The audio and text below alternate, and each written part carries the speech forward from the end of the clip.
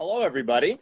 Welcome to the third show of OCPL Presents Shakespeare Unstaged. We're very happy to have you here with us today, and we have a lot of great Shakespeare for you. So I'm going to start off with my little thing here, and mine is, first I'm going to share the screen to show you what was in the paper on Sunday in the Empire section about the County Library unveiling a partnership and expanding virtual programs. And there we are with the first show of OCPL Presents Shakespeare Unstaged. So thank you, Kara. Kara, notice that her name is there and she wrote this piece and got it in the paper. Thanks, Kara. You're welcome. Appreciate that. So my next, where's my next? I'm just about showing things today. So my next thing to show is the third draft of Love's Labor's Lost poster. Okay, and there it is. Let me see if I can get a little there. That's better. Okay, and it's gone darker. It has more. It has a new element in the bottom, the paper, which is the paper that the lords and the King of Navarre sign. And it's getting there. So Basil has a few more changes he wants to make, but we should, by next week's show, we'll definitely be finished. So that's Love's Labor's Lost. And what else do I have to share here? Hold on. Let me see what I got. A quick look at the homepage of Ticket Leap, and that's where you can get tickets to Love's Labor's Lost. Now, it's probably going to be a virtual show, but you can still get tickets. And there are three types of tickets. There's free tickets. There are donation tickets where you can make a donation of anything you'd like. And there are premium tickets, which gives you a whole bunch of things. You'll have to look on our website to find out. I don't want to take too much time on that. I think, is that all I have to show? Oh no, Much Ado About Nothing. Let me show you that. Hold on. Much Ado About Nothing, and that's another screen share. I'm all about screen sharing today. Okay, and there it is. Much Ado About Nothing. This poster's been much improved since you last saw it. Bigger title, extending over the statue of the Madonna in front of the city of Messina in Italy. And the statue, which is really in the harbor at Messina, now has gold rings around the statue. Shakespeare's name is divided around the statue. And we have the beautiful cloud in the sky that represents love broken, I guess. And we'll find out if they get back together when you see the show.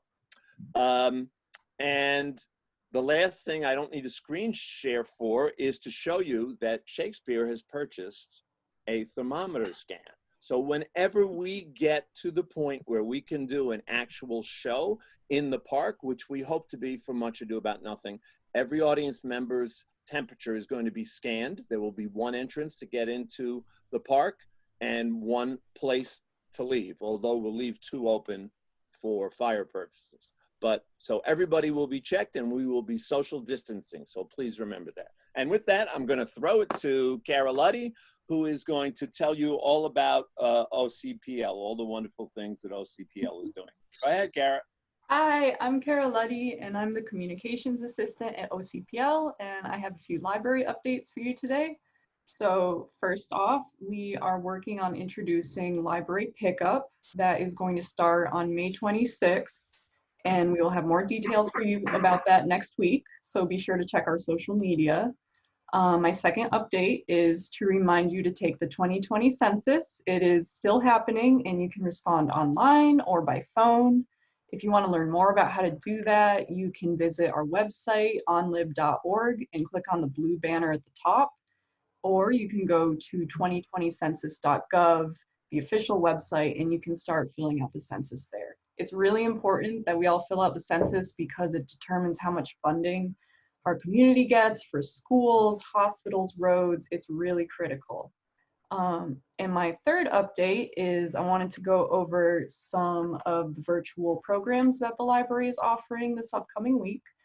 So every weekday, this is going on for the foreseeable future. Christian Zabriskie, our executive director, is doing Facebook Live story time. That's every weekday at 11 a.m. So you can tune into our Facebook page. Actually coming up later And that's today. for kids, right? Yes, that is for kids. Kara, that's for kids, yeah. Yes, I mean, adults Yeah. can join too. That's cool. You know, if you want to read a classic children's book, we are totally open to that. Coming up actually today at 4:30, we have our virtual knit together.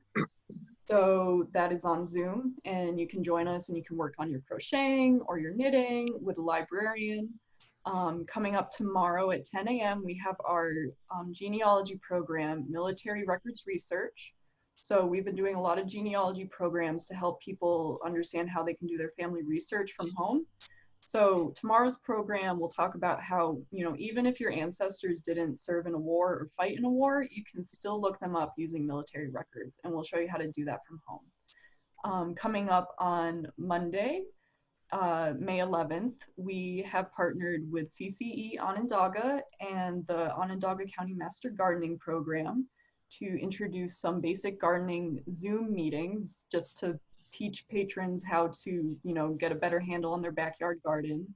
So container gardening at 4 p.m. You will learn how to grow in containers and the best practices.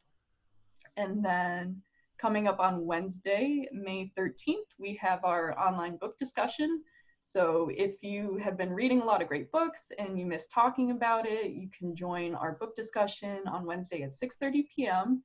And you can talk to librarians, you can talk to other patrons about what you're enjoying. So all of these programs, if you want to register, visit our website, onlib.org, scroll down to our calendar, and then click on the event you're interested in on the calendar, and then you'll be directed to a registration link. And then once you register, you'll be sent a Zoom meeting link. So if you have any questions, you know, don't hesitate to reach out to us. But yeah, that's our OCPL update. Thank you. Beautiful. Thank you very much. Let's give Kara some snaps. Some snaps. Snap, That's what we snap, do. That's snap, how we snap, applaud snap. on this show. There we go. All right. Thank you, Kara. And we're moving on to our first dramatic piece, and that is going to be by Anne Childress. She is doing a piece of the Scottish play, Act 3, Scene 5, and it's Hecate, and she'll give you the other pronunciation. There are many of them. Admonition to the rest of the witches who aren't doing what she wants them to do. And take it away. I am Hecate. Have I not reason, beldams as you are, saucy and overbold? How did you dare to trade and traffic with Macbeth in riddles and affairs of death? And I, the mistress of your charms, the close contriver of all harms, was never called to bear my part or show the glory of our art. And which is worse, all you have done hath been but for a wayward son, spiteful and wrathful, who, as others do, loves for his own ends, not for you. But make amends now, get you gone, and at the pit of Acheron, meet me in the morning. Thither he will come to know his destiny. Your vessels and your spells provide, your charms and everything beside. I am for the air this night I'll spend, unto a dismal and a fateful end. Great business must be wrought ere noon. Upon the corner of the moon there hangs a vaporous drop profound. I'll catch it ere it come to ground, and that distilled by magic sleights shall raise such artificial sprites as by the strength of their illusion shall draw him on to his confusion. He shall spurn fate, scorn death, and bear, he hopes above wisdom, grace, and fair. And you all know security is mortal's chiefest enemy. Hark, I am cold. My little spirit, see, sits in a foggy cloud and stays for me. Click, click, click, click, click, click. Go on in. Thank you, Anne. Okay, we're moving on to Simon Moody. And while I'm doing the introduction, I'm going to share my screen of something that relates to what Simon is going to do. And what you're looking at is the hand of William Shakespeare as he wrote the piece that Simon is going to do. It's Shakespeare's view on immigration. It was never performed on stage, and it's from the book of Sir Thomas More. And I think Simon is dressed like Thomas More today, or at least as close as he can get. So take it away, Simon. I have a chapeau. Grant them removed, and grant that this your noise hath chid down all the majesty of England. Imagine that you see the wretched strangers, their babies at their backs, and their poor luggage plodding to the ports and coasts for transportation. That you sit as kings in your desires, authority quite silenced by your brawl, and you in ruff of your opinions clothed. What had you got? I'll tell you. You had taught how insolence and strong hand should prevail, how order should be quelled, and by this pattern, not one of you should live an aged man. For other ruffians, as their fancies brought, with self-same hand, self-reason, and self-right would shark on you. And men like ravenous fishes feed on one another. You'll put down strangers, kill them, cut their throats, possess their houses, and leave the majesty of law in Liam to slip him like a hound. Alas, alas, say now the king, as he is clement if the offer fender mourn should so much come too short of your great trespass as but to banish you. Whither would you go? What country, by the nature of your error, should give you harbor? Go you to France or Flanders, to any German province, to Spain or Portugal, nay, anywhere that not adheres to England? Why, you must needs be strangers. Would you be pleased to find a nation of such barbarous temper that breaking out in hideous violence would not afford you an abode on earth? Whet their detested knives against your throats, spurn you like dogs, and like as if that God, oh, not nor made, not you, not that the elements were not all appropriate to your comforts, but chartered to them. What would you think to be thus used? This is the stranger's case. And this your mountainous inhumanity.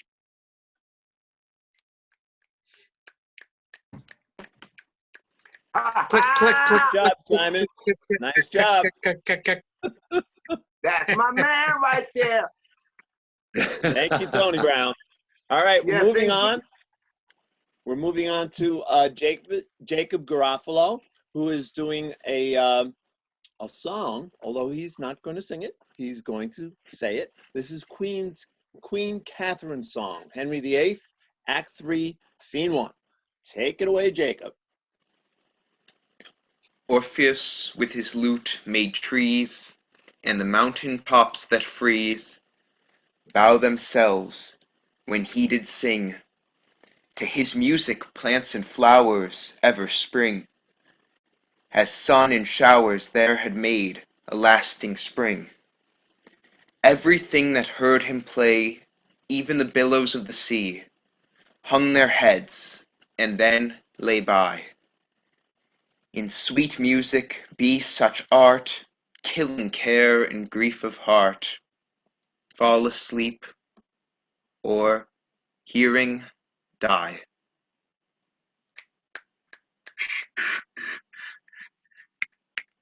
Here we go. Thank you, Jacob. Nice job.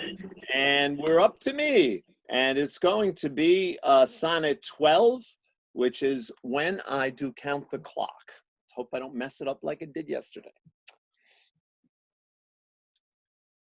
When I do count the clock that tells the time, and see the brave day sunk in hideous night, when I behold the violets past prime, and sable curls all silvered o'er with white, when lofty trees I see barren of leaves, which erst from heat did canopy the heard, and summer's green all girded up in sheaves, borne on the bier, with white and bristly beard.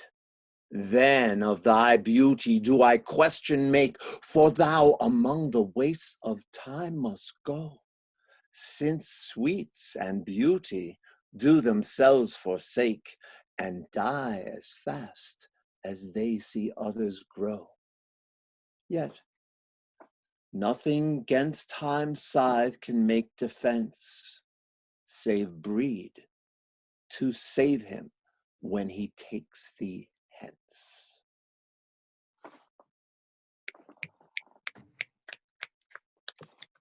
Okay, and next we have Mr. Tony Brown, and he is going to be doing Angelo's speech from Act 2, Scene 2 of Measure for Measure, and this is after he has interviewed Isabella and talking about his love for her, an ode to Isabella, if you will. Take it away, Tony. From thee, even from thy virtue. What's this? What's this? Is this her fault or mine? The tempter or the tempted? Who sins first? Not she, but it is I, that lying by the violet in the sun do as the carrion does, not the flower, corrupt with virtuous season. Can it be that modesty way more betones our senses than woman likeness? Having waste ground enough, shall we desire to raise a sanctuary and pitch our evils there? Oh, fie, fie, fie! What dost thou? Oh, who art thou, Angelo? Dost thou desire her folly for the things that make her good? Given waste ground enough, shall we desire to raise the sanctuary and pitch our evils there? Fie, fie, fie! What dost thou, or who art thou, Angelo?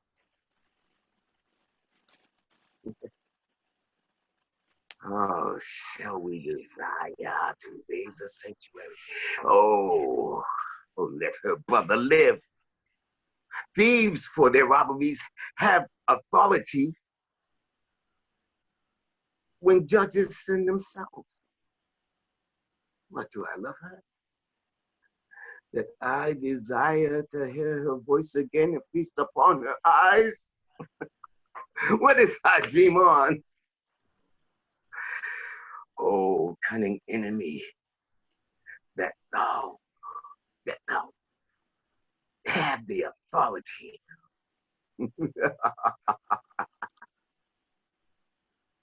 That I desire to hear her speak again. And most dangerous is that temptation that does guard us on to sin in love and virtue. Never could the strumpet, with all her double vigor, art or nature, once stir my temper. But this virtuous maiden, she subdues me. Oh, even till now, when men were fond, I smiled and I wonder how. Thank you, Tony Brown. Nice job. Thank you. Okay, now we're going to move on to Ben Hayes, and Ben is going to be doing Graziano, however you want to say him. Act 1, Scene 1. He is the friend to all the other male characters, and he is trying to ingratiate himself with them. This is Graziano's plea. Go ahead, Ben.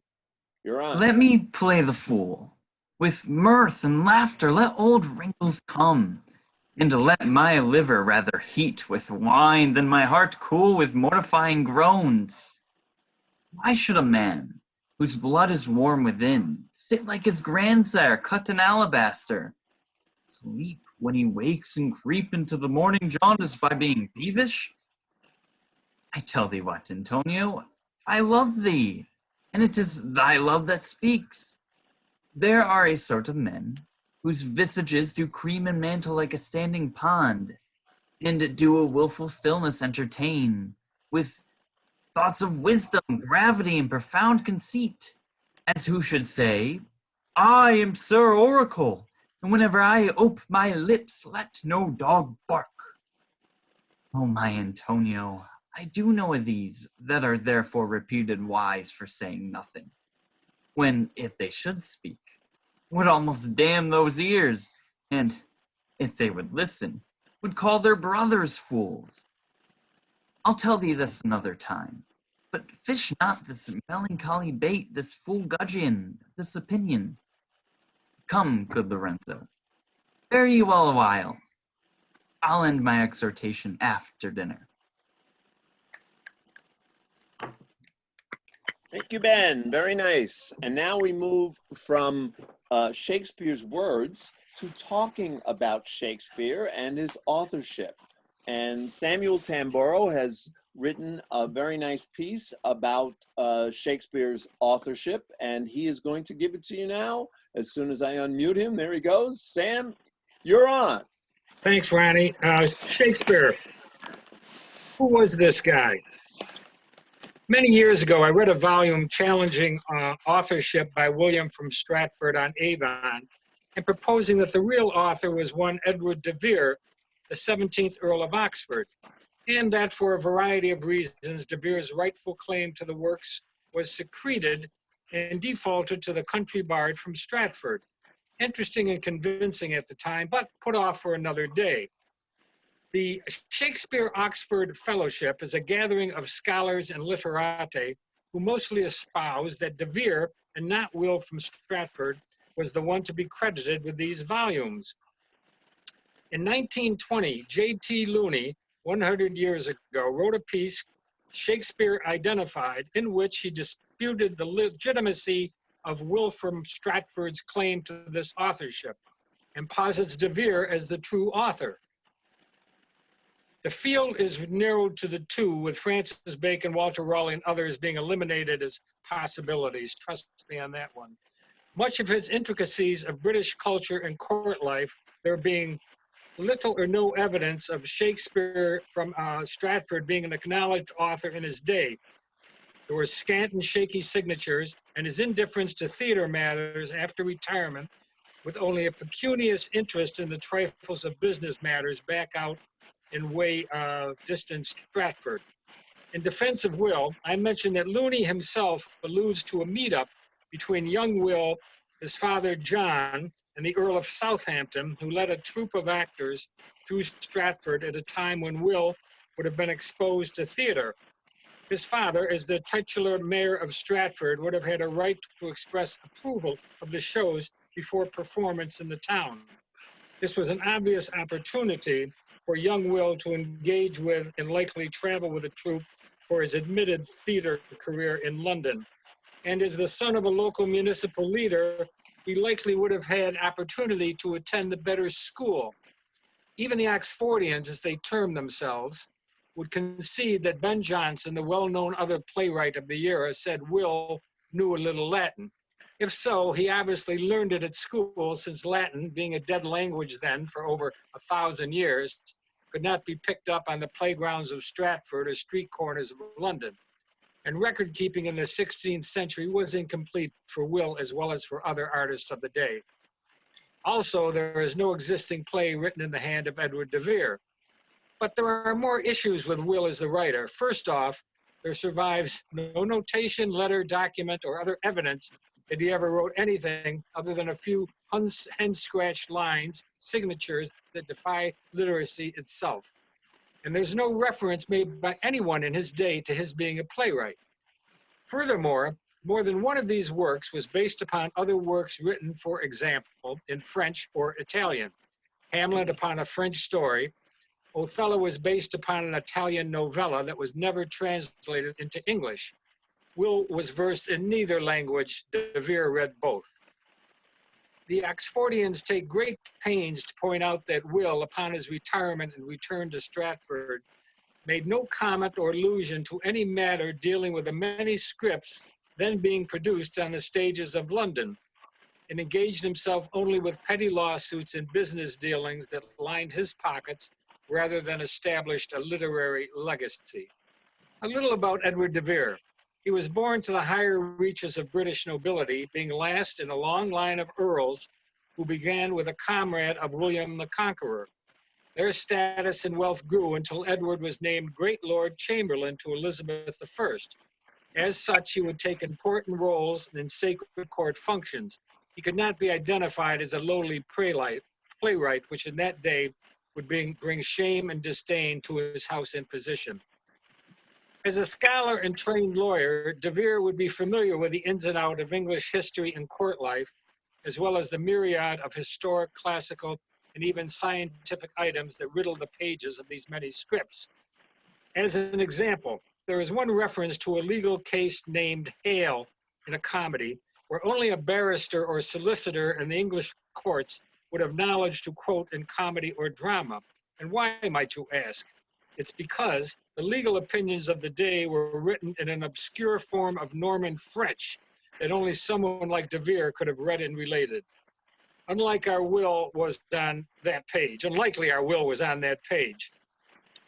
Also, as a young man, Devere spent the better part of a year in Italy, and his trail there outlines the locations of many of the comedies and tragedies, and may explain the author's being enamored with the Italian peninsula in his many works. Furthermore, Devere was often cited in literary circles of the day as being the author of what were called masques, which were court plays put on without script or publication for the eyes and ears of the nobility. Often they were the forerunner of the great plays that survive today. He was referenced as the best at comedy by many and otherwise documented as a talented poet and writer. His star faded, however, in the court of Elizabeth, and he ended his life in isolation for the last 10 years, which coincided with a burst of great writing. It seems he was a financial misfit who managed to squander much of the Oxfordian wealth and property. To add insult to courtly injury, Devere impregnated a handmaiden of Elizabeth while married to the daughter of Lord Burleigh, William Cecil, the guardian of his youth. The woman named the child Edward Devere, and they all spent a stint in the dreaded Tower for their misdeeds. For this and other misdemeanors, he spent much of his life on the edges of British nobility. Another masterful and scholarly volume on the topic is Mark Anderson's Shakespeare by Another Name. In it, Mr. Anderson gives us a detailed, documented, and complete history of literary life during the reign of Elizabeth and geared toward the Oxfordian authorship. Mr. Anderson compiles a mass of circumstantial evidence and coincidence to prove his case to the extent of drawing parallels between the life of Devere and some of the most interesting of these stage characters. For example, the title character Hamlet in Bertram from All's Well That Ends Well. Other characters are references from the life of Devere. The circumstantial evidence is massive and the coincidence never-ending. However, knowing just a little of writing plays, I found it uncomfortable to believe that a master of the craft would engage largely in mimicry and outlining and delineating character portrayals.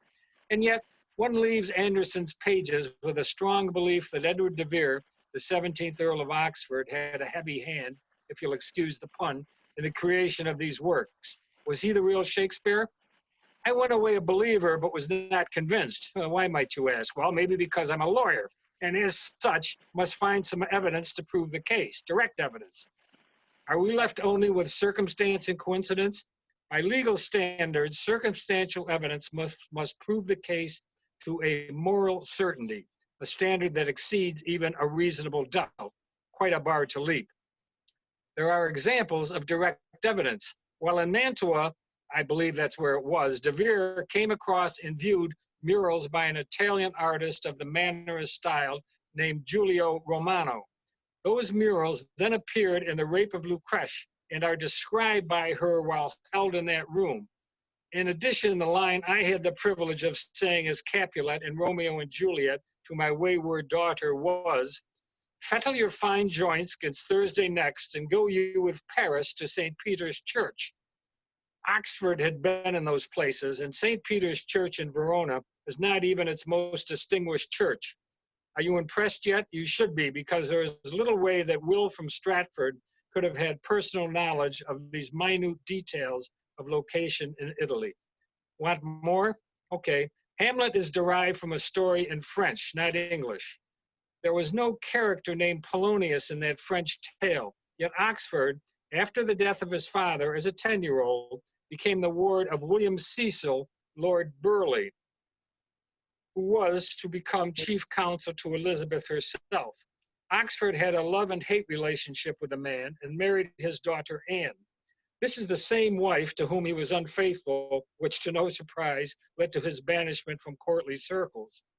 And the similarity between Burleigh and Polonius in Hamlet is striking in character and even in speech. Directed evidence, I call it.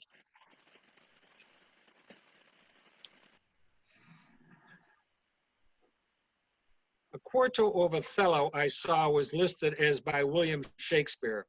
And of course, the famed First Folio was produced in 1623 and listed as by William Shakespeare.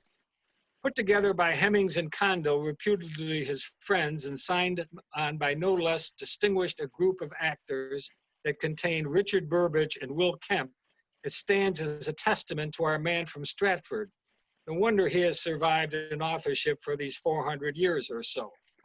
The Oxfordians would argue that it was a pen name for Devere, and likely that William just happened upon the scene while Edward was already in use of his name, or that he bought off Will with a minor interest in his theater exploits for his name.